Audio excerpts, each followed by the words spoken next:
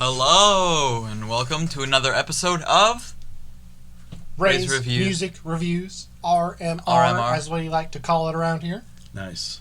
No, it'll catch on someday. It'll catch on. Now we are doing a classics review of the highly critically praised album, Prince, Sign O' the Times. Oh, apostrophe. the times. Sign O' the Times. General thoughts first. Ray, what'd you think? I really liked it. Jared. I liked it quite a bit, and I think it was kind of a good encapsulation of the general psyche during that time period, because it came out in 1987. Yes, so kind of the turning of that decade.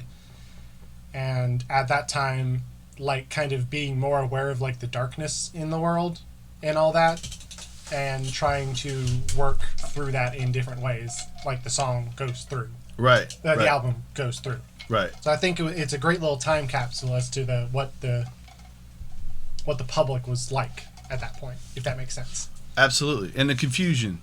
And that people go through in life in general, and then in that specific time period as well. I think it's the greatest album ever made. Yes, it is. It is your favorite album of all time. Mm-hmm. That's what I think. So, did you guys want to talk anything else about it before we get started, or? Let's get on with the questions. You sure? Yes. You don't want me to talk about it? I mean, you can talk about it, but... Kev, did you want to talk about it? I'm just asking. Kev, I want you to talk about it. I mean, the questions are kind of the meat of the show, but... Okay. No, you can talk about it. No. How did you feel about the opening track?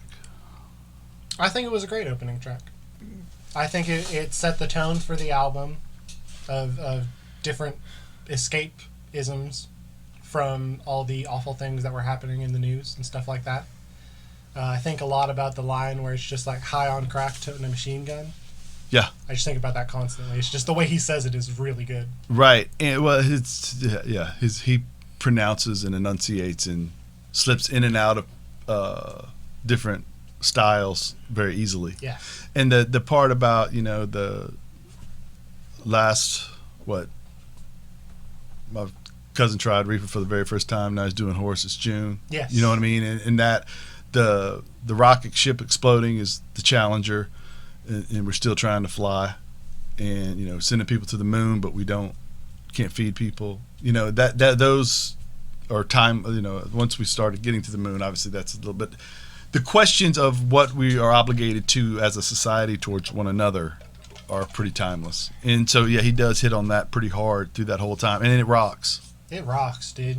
Yeah. Like every single song on this album, it rocks. Yes. Or it slaps, or it's funky, or it's right. Because this album's kind of everywhere. Right.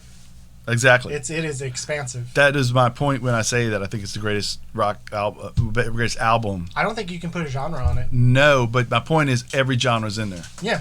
You just be like, it's like pop, rock, funk, yes, jazz. There's a jam band session. There's all kind of stuff, right? R&B. You just literally just can keep going. There's a power ballad. There's everything, right? Okay. It's crazy. Ray, what'd you think about the first record? First song? First cut. I thought it was a great opener. Yes. I think it's the best rock song ever written. You straight up think best rock song ever written? Sign of the Times, best rock song ever written. I do. I think it talks about something that matters. I think the hooks are incredible. I think the guitar work's incredible. The vocal performance is incredible. I think when we sit around and we go, Stairway to Heaven's really cool. Okay, it's cool. It's pretty good. It ain't that song. It ain't Sign of the Times? No. I feel that. No, I feel that. Yeah.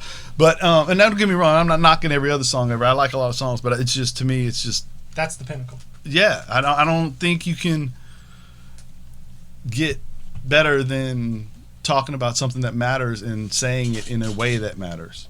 And then that to me is kind of the point. Once you evolve past the notes, that's what we're trying to do, right? I did love the end of the song, too, where he talks about a bunch of negative stuff, but then he's like, hey, let's get married and have a kid. Yeah. And call him Nate. Call him Nate if it's boy. If it's boy. Yeah. Again, the way he delivers that line. Again, his... The randomness of Nate. Why Nate? Yeah. Nate? Yeah, right. It's funny because I work with a guy and his name is Nate. And every now and then, if you bring up Prince, he'll be like, call him Nate. He's a boy. Yeah. Okay. How did you feel about the closing track? Adore. Oh my God. What a song. Woof. Yeah. I don't even know if I can put into words the way that song just is. Yes. It's crazy. Right. Ray, you got anything? I can't. That's... Again, it's too much to put into words. Okay, here's something funny, right? I sent y'all a couple of reviews, and I read a couple more, and people rate this album, boom, boom, boom, boom, ranking the songs, or the one where Bomani Jones is a TV personality for sports, but also a music critic, and he's talking about how Adore is just fantastic. And I've never been a huge fan of the song. Not that I don't like it, it's just I've been wrapped up in the rest of the record a lot. The other night I'm driving home, and two of the people that rated the songs on this album rated it at 1. And I drove home, and it starts playing as I'm getting to the turn towards my driveway. And I stop and I just listened. It was up loud, the windows are up in my car, and I'm just sitting there listening to it. And when it was over, I thought, that's the greatest vocal performance of any record ever. He sings at a level in his falsetto. It's like Mariah Carey or Whitney Houston, and those are 20 and 30-second stretches of beautiful singing, way above where a person should be, And then the last 50 seconds is his baritone, and it is beautiful. And all of the accompanying vocals on it are him. Evidently, a large portion of this album was Prince. Dude. Just Prince. Okay, I'm glad you said that, because this album, 16 tracks, 1, 2, 3, 4 have people other than Prince playing on them. 4, only 25%. 1, Sheena Easton sings along with him. Yeah. Now, one of those 4 is a live session from a concert, which obviously he couldn't play by himself. Yes. Okay.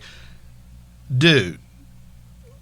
One dude made this. And again, when I talk about how expansive it is, because it's a sprawling city of sounds. Yes. It's expansive. It's crazy. Right. And it's him. Right. I read a couple of reviews kind of contextualizing it, where it was just like people weren't sure how good he was outside of the Revolution and all that. So this was kind of like, this guy's not a flash in the pan. This guy is unbelievably talented. This guy is cemented as just one of the most talented dudes out there. Right.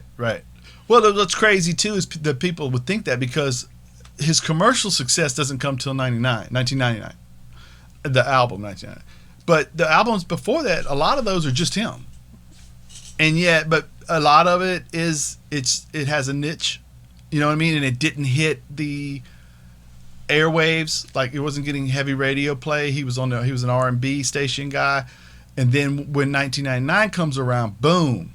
And then Purple Rain, boom. And it's like there's so much flash there that maybe you can get caught up in that and not realize that there's substance.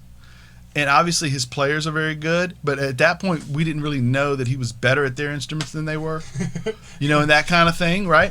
Okay, and what's your worst track on the record? That's a tough question. I feel like there were a couple songs that kind of had very similar themes that you could argue one could be cut, like maybe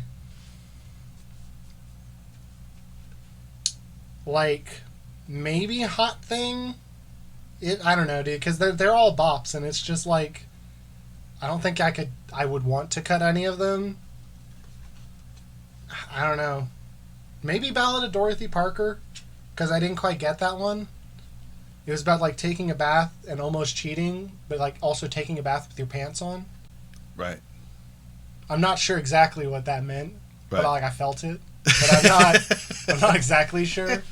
It also does have a great line in it about she wanted to see the movie, but she hadn't read the book or something like that. Or Right. she didn't want to see the movie because she hadn't read the book, which I thought was just a phenomenal line. I think the interesting thing about the Ballad of Dorothy Parker is it does feel like it's a story about, I met and I doubt that the story is true in that I don't know that he went and got in a tub With pants on. Okay, but it does feel like I used to go into this little diner and there was a waitress there and she's good looking and she's got a quick, what was it, he says, I was looking for something, Dorothy was quick. No. I needed someone with a quicker wit than mine. Dorothy was fast. Right. See, that's so good, right? And then you have her saying, sounds like a real man to me when he orders fruit cocktail because he's not all that hungry. And then I got a girlfriend. Again, sounds like a real man. You know what I mean? Like needling him, and it does feel like he's telling a story there that up until a point was fairly true. Right. And then it goes somewhere else. I wouldn't change anything. What about you, Ray? Did you have a least favorite song? Not really, no. No, yeah. Okay. Do you feel the album is properly length? It's a double album. 16 tracks. It's about an hour and 20 minutes, hour and 15, somewhere around there. I guess you could technically like cut a song or something, but like not a lot. Right, but to me, if you were going to change it, you would just put out 2 albums in different years instead of 1. Yeah, that's... You know what yeah, I mean? It's just, I'd agree. The fact that it's a double album, in that context, I wouldn't take any song out. Right, and Bomani claims in that article that I sent y'all that it's the last of the great double albums. That normally when you get a double album, it is a musician trying to be pretentious. And I'm sure he was trying to be pretentious, but it just so happened that he had enough to do it. Right. Insanely talented. Yeah. Actually, I had a question. Where would you cut it if you were to separate it into 2 albums?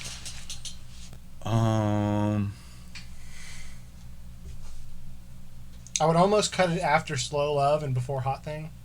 Right. Because you're going in a different direction. Yes. Correct. I get that. And I feel like Hot Thing as like the lead track would be crazy if you popped on an album. Right. And that was the first song. Now, I want to talk, if it's okay, I'd like to talk a little bit more about the record in that it's the way Legend has it, he wanted to release 3. It was supposed to be a triple album called Crystal Ball. Yeah, Crystal Ball, and there was also another project called Camille. Yeah. Which ended up... Camille is the triple album being If I Was Your Girlfriend, Camille, I believe. Camille is an androgynous character that he creates to allow him to, like you said, slide in and out of context that isn't necessarily easy for him. Yes. Wasn't the triple album called Emancipation? There is a triple album called Crystal Ball that does exist. Emancipation was a double album, but the triple album, this was supposed to be Crystal Ball, a triple album, right? And Crystal Ball is more of a, if memory serves me correct, don't kill me if I'm wrong, it's more of a collection than, because what happens here is he's supposed to release this as a Prince and the Revolution, according to Legend. Prince and the Revolution triple album. Studio says no, we're not doing 3. So he cuts 7 songs off of them, shelves them, they wind up on the other years later. Right. Goes back in the studio without the band and re-records the record. Goes back in the studio without the band and re-records the record. Changing things here and there, right? And that's one thing that's amazing. But what you said now, how it's all over the place. You have Housequake, Hot Thing, You Got the Look. Those are club-like records, right? Storytelling, Dorothy Parker, Starfish and Coffee.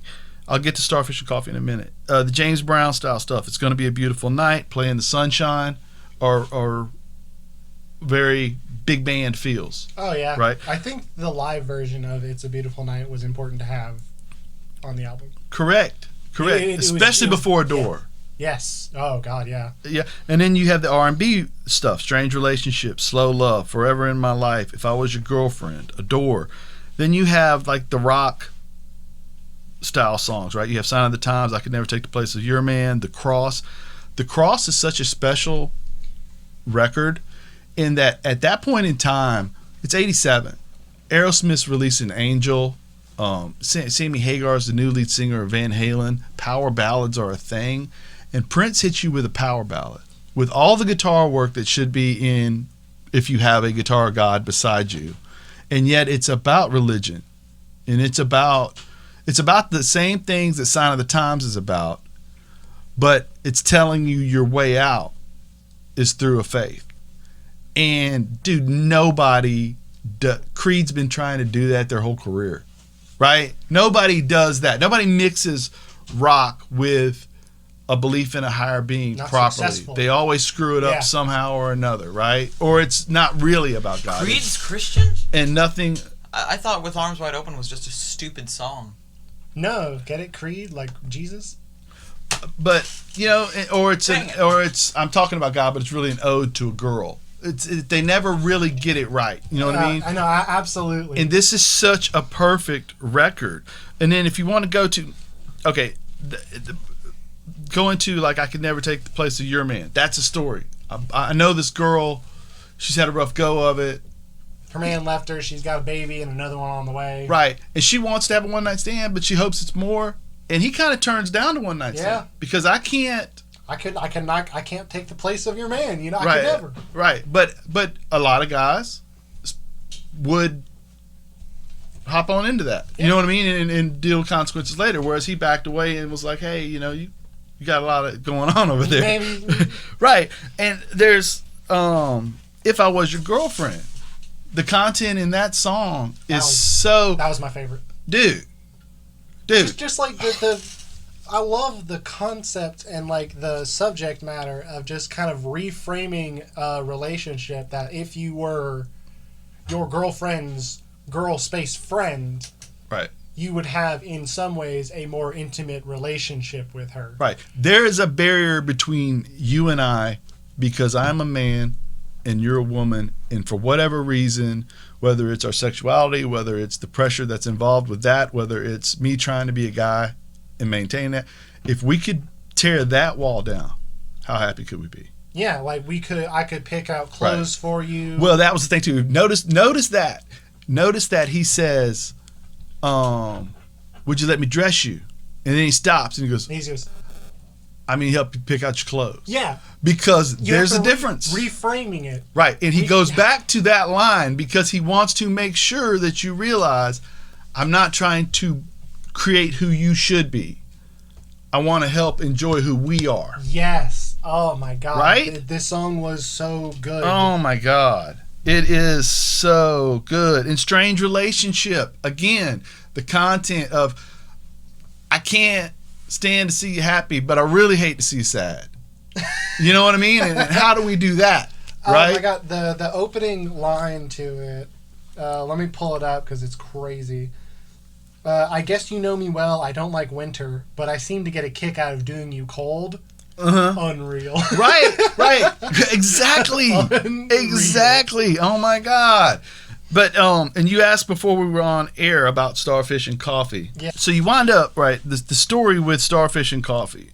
Wendy and Lisa, who were keyboardist, guitarists in the Revolution, they tell Prince a story about a friend of theirs they went to grade school with, Cynthia Rose, and Prince comes down the stairs. They're at his house and they're eating breakfast, and Prince says, "Hey, tell me about Cynthia Rose again." And they tell him the story, and the storyline goes that they would ask her every day what she had for breakfast, and she would say starfish and pee-pee, maple syrup and jam. And when they were done telling the story, he said, "Would you guys care if I wrote a song about her?" And they said, "No, not at all." And so he went into the studio, came back a couple hours later, song done. Unreal. Unreal. Right? And how good is that song? It slaps. Yes, like, it's so good. It gets stuck in my head all the time. Ever since I listened to it, I just think about, man, Starfish and Coffee. Right, and what a wonderful child Cynthia Rose is. She's strange, but there's beauty in that. Of course there is. Of course there is. She sees everything as beautiful. Smile beneath her nose. And if you can get past classifying things, you can figure out the wonder in them. That kind of story, right? Yeah, dude. When you get into this record, you were to the production of the record. You wanted to comment on the production?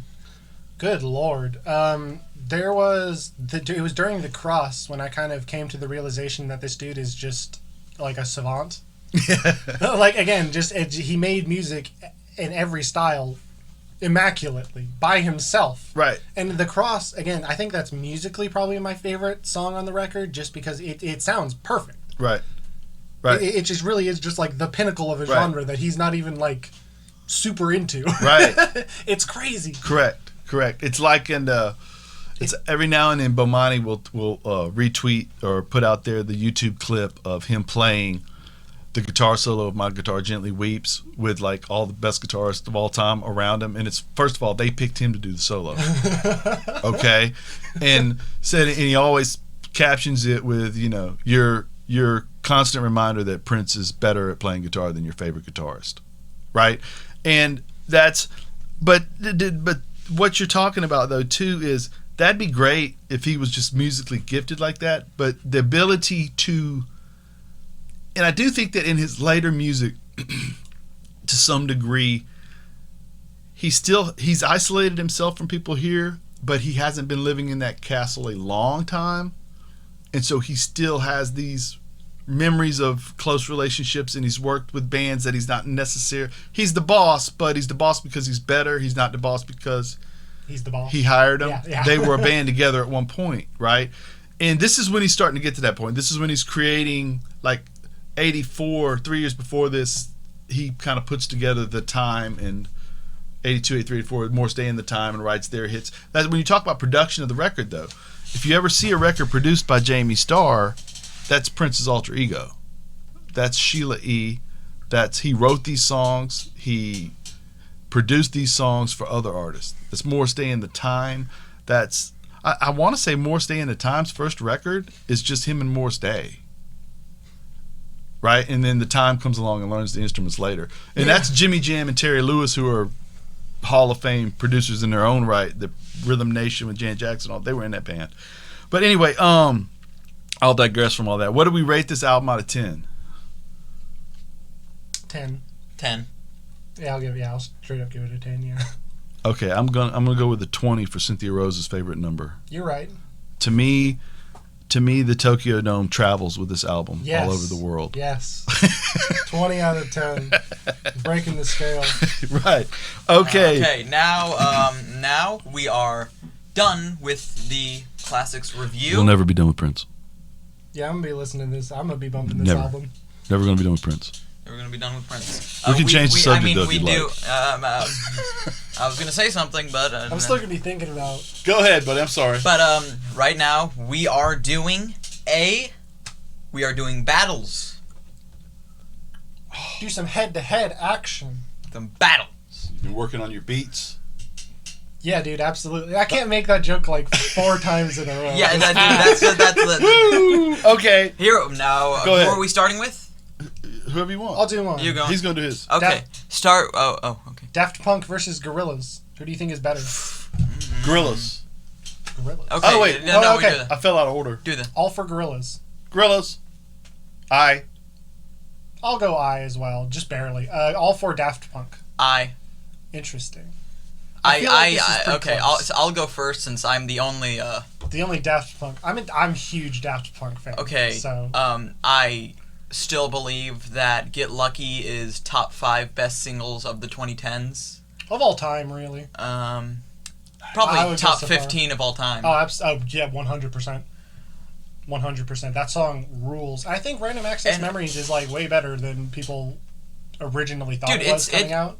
Random Access Memories is probably a runner-up for some of my favorite production ever. Discovery, of course. Do I even have to mention Discovery? It's just legendary at this point. Homework, yes. Homework is very underrated. Let's go back to Discovery. Every time I go back to that album, I just notice something different, and it's just like layers, and these 2 French dudes are just so good. It's crazy because it's like EDM and dance music, but it's like above all the. It's at a higher level. Yeah. Than pretty much all the other stuff. It feels more. And I'm not being mean to no. Gorillaz, but I just don't think they've ever been able to top their early 2000s stuff. And I feel like Daft Punk have. Somewhat close, but I agree. I totally agree with your point that Daft Punk has come to that level again. Yeah. Again, I always feel like every time Random Access Memories is brought up, I really just want to go on like a diatribe about like, I love this freaking album. It has some fantastic vocal performances by like Julian Casablancas. Giorgio by Marauder is just a fantastic song. Also, Yourself to Dance. They are very underrated guitarists. They're more rock than Imagine Dragons. That's true, and you should say it. Because you can actually notice the guitar. You can hear the guitar. Dude, imagine living in a world. Imagine telling somebody in 2005 that Daft Punk were gonna be a harder rock band than Maroon 5. Unreal. Kev, did you have any thoughts on why you picked Gorillaz over Daft Punk? I like it better. You just like it better, man? That's perfectly valid, dude. Yeah. I love the Gorillaz. I love what they've done so far. You know what I mean? I feel like if they want to, they can do more. If not, it's pretty good what they've done. I feel like I always, I think I get the slight edge from me just because I connect with like the melancholy nature of a lot of their music. Mm-hmm. A lot of their, especially early 2000 stuff. I also think I vibe with it. I also think that listening to Blur kind of enhanced it for me. Kind of opened it up for me a little more, even, if that makes sense. I would, no, I 100% agree. Right. Okay, what's next? But the main problem for me might be my favorite album is Blur's self-titled, and that album sounds the least like Blur. So like, that's not a dunk on Blur. I just it's just not your. Is what it is. It is what it is. Like I like Song 2, so like. All right, who's next? Who's getting a battle next? Ray, is that going to be? That's me. Linkin Park versus Incubus. All for Linkin Park. Say aye. Aye. Aye.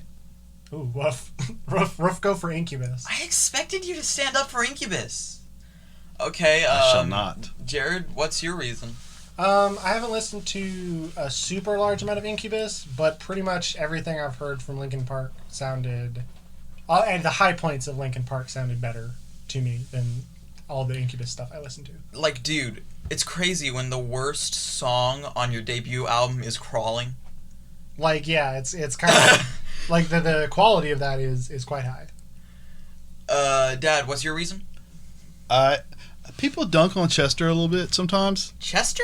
And dude, I think he's fantastic. Dude, Chester's I love to hear that dude sing. Chester's like the best vocalist of the last 20 years. Wow. I didn't say all that. Like, no, not the best. The best metal vocalist of the last 20 years. Corey Taylor being a very close second. I just really love hearing him sing. I think he's great. I think his yowls, whatever you want to call them, are just fantastic. I just love the way he perfectly yelps. There's a pain. I love the way he perfectly in his delivery gets that line between raspy and singy. Yes. Where it's almost not musical, but it still is. Absolutely, he's a hero. And I'm gonna actually say why Incubus doesn't win. Incubus' earlier stuff, Science, Morning View, what's the other one called? Make Believe? No, that's not. That's a Weezer album. That's a Weezer album. It's I don't know, but it was like their album where they stopped being all funk rock and stuff, and I still liked it, but I'd say there was a point where just the musical creativity kind of stopped, and like they got so lazy that they named their 8th studio album 8. And like, and it's just Incubus' earlier stuff is just, I love it. It's like, and it's not that they're not good. It's not that you're comparing them to something you really like. Not good. You know. I said they're absolutely not. No, they're absolutely good. I knew what you were trying to get at. Like their top 50 new metal bands, not top 50, top 5. Incubus are both Incubus. Both these guys are top 5 new metal bands. Top 10 new metal bands. That's a topic for another day. Yeah. I think I do want to ask the question of who would be the best vocalist of the last 20 years. Chester Bennington. You're saying that? Like, oh wait, the best vocalist, not just metal vocalist. Not specific by genre, but just like the best vocalist of music in the last 20 years. Dad, Chris Cornell does not count. He was 30 years. I don't know. I don't. Bruno Mars? Ariana Grande? Bruno Mars is one of those talents that doesn't do enough with his talent, if that makes sense. He always seems to emulate other people and never has like a unique sound by himself, but he's really There's talented. absolutely nothing wrong with Bruno, and he puts a smile on your face. But he could do so much more. But I always feel that because his vocal range is He'd take impressive. a grenade for you. I might have got a lot of people mad If when I I ever said hear that song again, I'm gonna lose it. I'm gonna like. What song donate. again? I Catch a Grenade for You by Bruno Mars. He would catch a grenade for you. Dog. Is it worse than the Lazy song? No. No, yeah, it's better than the Lazy Song, actually. Bruno Mars is one of those artists that I heard way too much of because I listened to the radio and had it as my alarm, so I'd always wake up and it'd be some Bruno Mars song. Well, now there is Adele lives. Adele does. She can count. sing. So does dude. Ariana Grande. Ariana Grande's good. This is a kind of a harder question because there's not like one standout answer. Yeah, but That girl in Evanescence can sing a little bit. Haley Williams? Hayley No, Williams? that's Paramore. No, Hayley Williams, yeah. Paramore can sing too.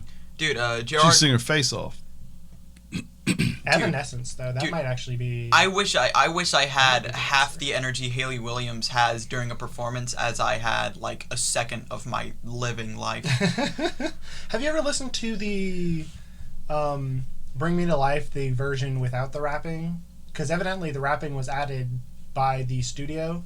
I think I have. So if you listen to the straight up just like the original version of it or the originally intended version of it, it's gorgeous. Yeah. She is awesome. Right. That's why I might be with you. Yeah. And that she's up there. Right. Gerard Way's probably the best frontman of the last 20 years, and I'll stand by that for a fact. Of My Chemical Romance. I'll agree with that. I can't name a whole lot of other frontmen as that.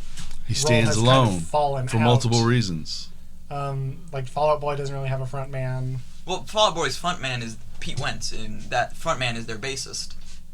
That's fair. And well, because the vocalist, the fact that I can't remember his name, he doesn't really have a lot of personality. He'll be the first to tell you he's not the most charismatic. But he does have a distinctive sound. Oh, he does have he has a very good voice when you get past all the auto-tune. Ouch. Woof. Woof. Like- okay. Who's next on this? Who is next? I believe No Doubt versus Hole. No Doubt versus Hole. I'm sorry, I was a little far away from the microphone. Jared, you might have to sit this one out. I do not have an opinion. You're going to have to sit this one out. Okay. All for No Doubt, say aye. Aye. All for Hole, say aye. Aye. All right. Should I go first or should you go first? You go first. All right. I just like No Doubt more because they are a bit of everything. They kind of crossed over to all genres. You know, I'm Just a Girl's Punk. Don't Speak is... I don't really... It's a ballad. Don't Speak is 2 hands wrapped around my heart, holding it still. Yes. Is that your reasoning? I'm guessing you picked Hole because No Doubt were overplayed? No, I picked the Hole because I look, I'm not even a big... I like both, obviously, you know, but she was a moment, and she, you know... Which one? No, Gwen Stefani or Courtney? Courtney. Oh, yeah. Well, they both were. I mean, Yeah. Stefani's moment wound up being to the point where she got to be on non-cable television. You know, that's a pretty big deal. Yeah, but I would say... now, Courtney has become a wreck in public a lot, but I mean, you know, her husband committed suicide, and she has a drug problem, and those things can lead you into scenarios where you embarrass yourself periodically. I will say, Live Through This is probably one of my top 10 personal favorite grunge albums. It's a great album. It's a great album, and all of the music. She is Courtney Love is just an attitude. I like the attitude. Her shrieks fit so good for that album. She's but good. I do believe that No Doubt's Tragic Kingdom is also There's one of my there favorite is, as you say, alternative no doubt that there's more diversity in No Doubt. But Haha, I see what I did there. Okay, what's up next? But what's up next? Stooges versus the Ramones. Ouch. I think that most music critics...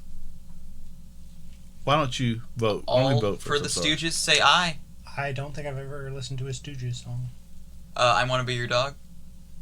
What? Now I wanna be your dog. No. No, I don't know that one at all. Okay, so All for Stooges, say aye. All for Ramones, say aye. aye. Do you want me to go? You can go. I think that a lot of music critics would go the other direction because the Ramones are frowned upon by music critics. But Are they? well, they were at one time. I mean, Rocket put to it that Russia. Rocket to Russia has almost gotten universal 10 out of 10s. But I just really love the Ramones, and the Stooges are good. You know, don't get me wrong. They actually And most. I get the argument that the Stooges kind of created what the Ramones would do, but I do believe that the Ramones were faster and a lot.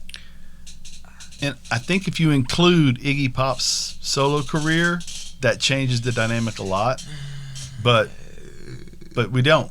You have to go with what we go with, and the Ramones put out more stuff that I like. Yeah, I feel like that's just a completely personal thing, and we might have gotten a lot of people mad. All right, a classic. Megadeth, I don't think anybody's passing judgment on us on that. Go ahead. A classic. Megadeth versus Metallica. All for Megadeth, say aye. All for Metallica, say aye. Aye. Aye. Aye. All Do you right, want me to talk about I it? will start this off by saying ahead. this. Megadeth did have better solos, and they are better at playing their instruments. However, Metallica are just so... Dude. Ride the Lightning, Kill 'Em All, Master of Puppets, in one decade. That's like 3 of some of the most influential albums in rock, period. Do we know for sure how much of that Dave Mustaine wrote? Interesting point. But Metallica, not only to mention that, even though people like to downplay James Hetfield's vocals, have you heard Dave Mustaine's voice? Again, 2 very distinctive vocalists. He's distinctive, but like You're It's saying- almost- you're it's saying almost like- distinctive in a bad way. it's almost like when he was getting broken up from Metallica, he went, "I can sing worse than you, James." And they went and made a band to let him have it. I saw Megadeth and Metallica a couple of months apart, and I've seen Metallica a bunch since then.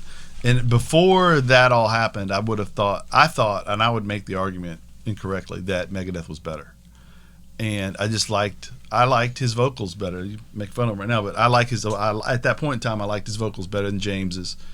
I liked the flashy. Dave Mustaine's distinct enough, and he's fine. I can deal with him, but I can see how some people can. I liked the guitar work a little better, the flashiness of it. Yeah, that's I was a big Peace Sells Who's Buying guy.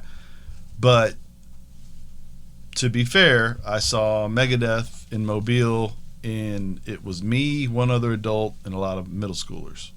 And so the vibe was different. And then I saw Metallica in a Superdome full of people that were on board with what Metallica was doing. And I will tell you that nobody should ever take a stage after Metallica has played. That is like standing in the middle of machine gun fire for 3 hours. And I mean that in all the best ways possible. And every time I've gotten a chance to see them after that, I've gone. I must also say this. When Metallica are at their worst, Saint Anger, they're at least interestingly bad. Megadeth, when they're at their worst, they're just slog and boring when they're at their worst. And I also think sometimes in these conversations we can get away from the live performances because we're evaluating basically a discography. And Metallica has invested in their shows in a way that when you go, it is overwhelmingly visual, overwhelming noise. You're in a stadium and they are shaking the foundations of it, along with blowing things up and everything else. You know what I mean? It's a spectacle of metal. It's wonderful. We ready for the next one? Yes. This one's probably the easiest one out of the entire thing. Slipknot versus System of a Down. All for System of a Down say aye. Aye. All for Slipknot say aye. I'm thinking. You're just an Iowa mark. Yeah, I'll go System of a Down. Okay. No, I won't. I'll go Slipknot. You know what's funny about I this? just love things from Iowa. Yeah. You know what's Iowa. funny about this? I'm a Hawkeye. You know what's funny? You know what's funny about this? What? You make the joke, but I was just listening to Iowa the other day. And, well, I freaking love the way Slipknot mix pounding guitars with catchy hooks. System of a Down have a perfect, they have a discography that lacks a underperforming album. They, even at their least good, like, I guess I'd say Steal This album, I would still listen to that over 5, The Gray Chapter, or even like All Hope Is Gone, which, don't get me wrong, All Hope Has Gone has some classic Slipknot tracks, Psychosocial, Sulfur, Dead Memories, even Snuff, but everything else is not that great. System of a Down, when they're at their worst, aren't even like, are still good, and there are still songs from Steal This album that I would listen to constantly. A valid point. Okay, you only listen to also, a lot of Slipknot's work has aged a lot worse than System of a Down's work. It's a valid point. Yeah. And Jared, what is your reason?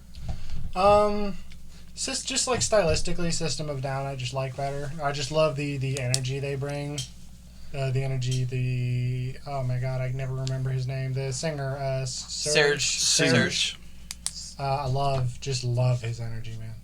He's always feeling it 1,000%. I will say this right now: that System of a Down self-titled album to me is perfect. And I will not and I will completely take all backfire from that, and I will completely take all backfire from also saying this: that self-titled album is their best album.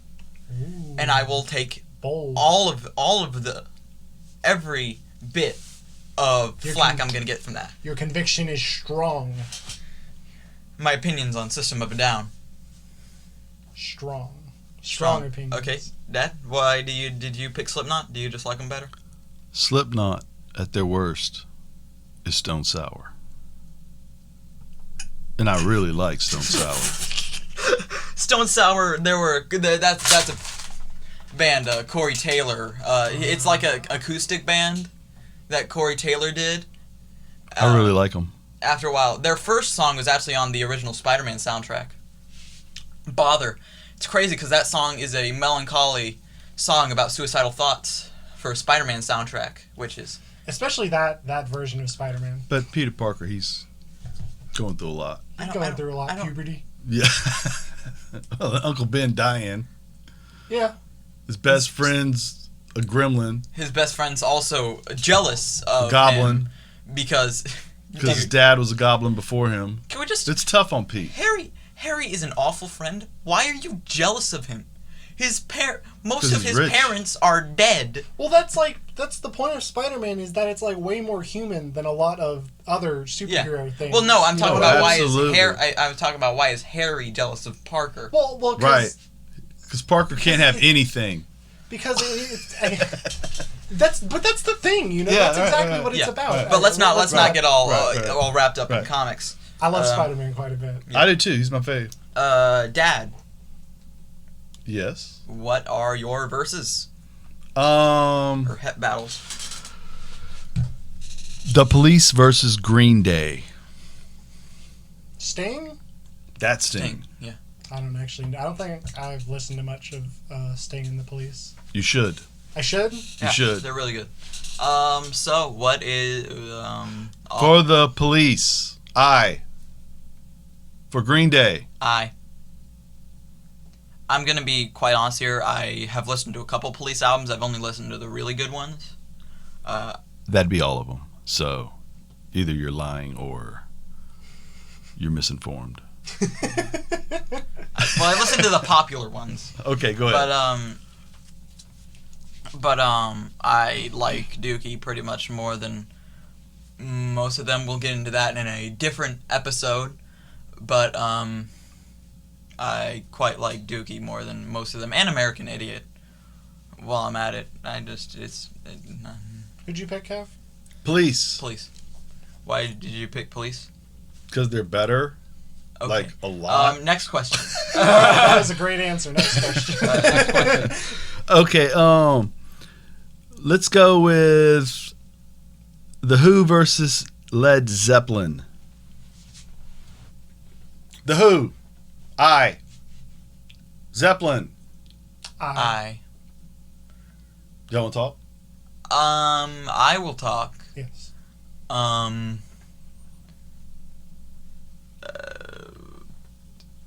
I think Led Zeppelin 4 is a little better than Tommy. I think... it's really hard to like. I think...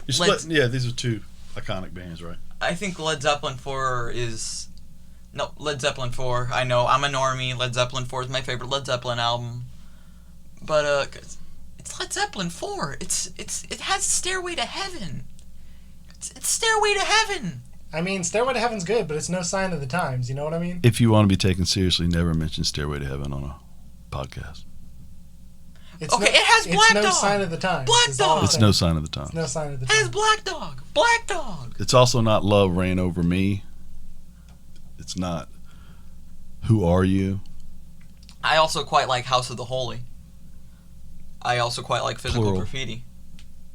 I think I like Who's Next and Tommy a little better than both Physical Graffiti and House of Holy. But I think Led Zeppelin 4 just a little bit. They're both great. I just personal preference. I just kind of like the Who a little bit better. To me, there's a little what they do just happens to swing a little bit more my way better. That's all. Stones versus Queen. That'd be the Rolling Stones. Rolling Stones. What other Stones are there? Stone Temple Pilots. That'd be apples and oranges. Queen's the Stones. Age. Okay, so let's see what we got. Queen. I stand alone. Oh, that's good. I have made my decision. Stones. I got I.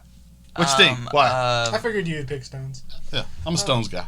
I just love how epic Queen sounds, and the vocalist and the performances are just so grand to me that I always get really swept up. And that's not discounting the Stones. Hold on, no, I haven't made my decision yet. I'll go with Queen.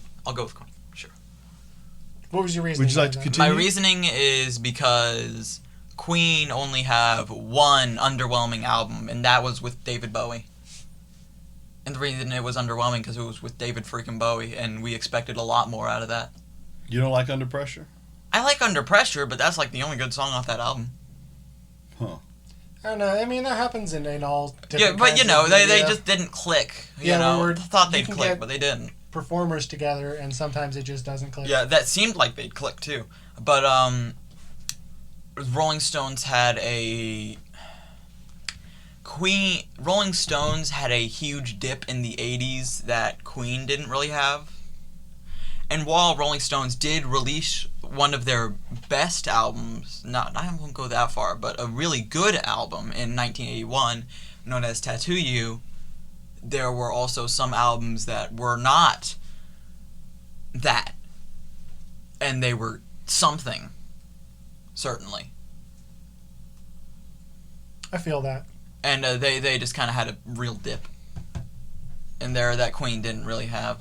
But that might be the Kurt Cobain thing, because Freddie Mercury died before they were... I mean, it's true, but that wasn't that like... A long time from then. Long time, yeah. But, like mid-90s, right? I think Early 90s? I think that was mid-90s. 80 was Emotional Rescue, and 81 was Tattoo You. And if they did nothing else in that decade, it would be legendary. No. And yet they still put out 3 other albums with some pretty good work on it. But they put out 3 albums with some good work, not with a lot. There were some good songs. Some. Not an album's worth of good songs. But some. But when Queen's underwhelming albums had good songs, that good song was under pressure. You know, and I also think Queen have a lot more rock anthems than Stones. Totally valid point. Like, yeah, you could probably sing like 20 Queen. Yeah, I know songs. Quite a bit of Queen off the top of my head. Yeah, like then. That whole 3.5 hours of stadiums Stones fill every time they go on tour is not arena rock, guys. No, definitely not. It's not stadium rock. But right? What's your next one? They could play the desert and sell it out, and you're telling me that they don't have anthemic songs. Oh, they have anthemic songs. Yeah, I mean, you're right. Can't Get No Satisfaction, Wild Horses. But Start Me Up. What's What's a great song to start your show with? You got a good song to start your show up? Why don't we go out there and do Start Me Up? That'll work probably. I think maybe they'll lose their minds. You know what's the cool thing about a Stone show? Yeah. What is it? You go and you walk in, and I remember. Not gonna lie, Bohemian Rhapsody is a much better thing to start your show off with. you wouldn't start your show with Bohemian Rhapsody. No, but you wouldn't play that out the chute. No, Another One Bites the Dust is pretty much better. I feel like that's a good mid set. When you go to see the Stones, right? Yes. Like my buddy, he says to me, I'm getting out of the car. He's like, I think you're going to see classic rock. He said, you're fixing to get your face peeled back with guitars. Just so you know. So we go. And they come out, and it's just like you're talking about, right? Queen is blatantly, obviously, the answer to this question because the greatness of Freddie and Brian is out front with a punch. You go to a Stone show, and you're sitting there, and Ronnie and Keith are tearing it apart, and Mick he's got a stage that's the size of a football field, and they start with Start Me Up. It's awesome, and they're tearing this guitar work apart. Mick is doing his thing. You're an hour and 40 minutes in. Everybody around you has known every song by heart the entire time. It's rock and roll from its foundation and then you're 3 hours in, it's the same thing. Nothing has changed the whole time. Okay, let's go to the next. Well, let's do this. Let's do. You guys had Queen and Zeppelin. Queen and Zeppelin. So Queen or Zeppelin? Woof. I don't know. I feel like Queen appeals to my sensibilities more. I'll go. Me as well. I'll go. I want to go with Queen, but I also want to defend Led Zeppelin. You don't have to defend them. You just spent 5 minutes talking about how great they are. Yeah, I'll go with Queen. Just perfect stylistic, just for me. So we've established that Zeppelin is terrible. Yeah, exactly. Terrible. Queen is the best. Exactly, and because Zeppelin beat the Who, that means the Who are abysmal. Don't clip that. I actually really like the Who. I enjoyed their music. Please Awesome. don't clip that. So is that a rap? Concept. Did you have any? It was more of a rock for most of the discussion. It was a rock. I get it. But sinking to the bottom. That's us. Yeah, I think that's going to be Did you have the rap. Close us out, Ray. Close us out, buddy. What? It's a wrap? It is, in fact, a wrap. All right. Exit us out of here, man. What are we doing next week? We are doing something very new and interesting. A discog dive. Into a band that is not as good as the Police. Triple D. That's Wait, taken. you're telling me a Triple D is taken? No. A deep Impact discog Wrestling dive is in fact taken. In discography, dives. D&D, except not at all. Anyways, we're doing one of those on Green Day. We're listening to every Green Day album. Well, we've been listening to every Green Day album for a little while. Boy, have we. Yes. Not every like single one, but every single track. Every single main line. I have committed to memory. Yes. What's the third song on Trey? Sounds like the third song on Uno. And Dos. Yeah, you're right. You know what's crazy about those albums? Dos was trying to be like a garage rock album. Nice. Okay, so we're doing Green Day next week. Yes, we Their are. Whole career. We are doing a discography dive on Green Day. Nice. Excellent. Do you want to take us out of here? Thank you for watching, guys. Listen, guys. Thank you for watching. All for KP. Jared. I don't have a funny name on this one, I don't think. No. It can be called Rush Jared. Rush Jared. Rush Jared. It's not very catchy. Anyways. It'll catch on. We could call you Tool. Tool. Jared the Tool. No. Oof. But, we'll see you next week. Copyright 2020. Copyright 2020. Ray Music Review. R. That doesn't M. R. There we go.